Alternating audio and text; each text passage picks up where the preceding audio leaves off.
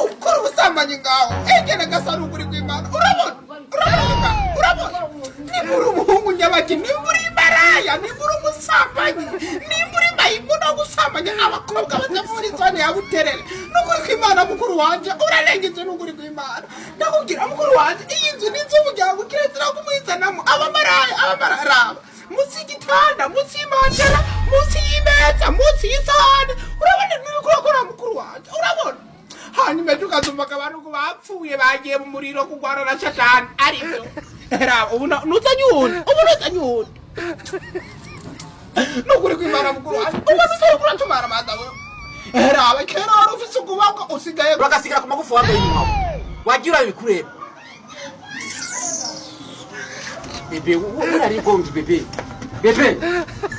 no era mwamye inyuma n'ukuri kw'Imana uriko ngoyo era umuntu utokara umugero nako kabiri usigara kigagahera cyane n'ukuri kw'Imana utokwimenya ndabwira abahungu babo mu Buterere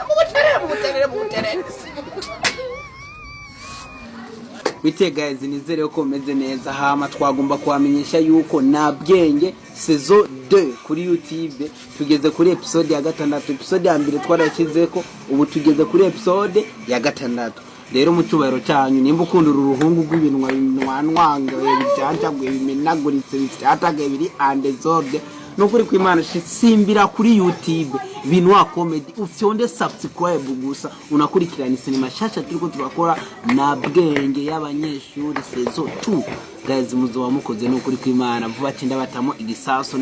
n'abastari nyene muza abastari nyene bari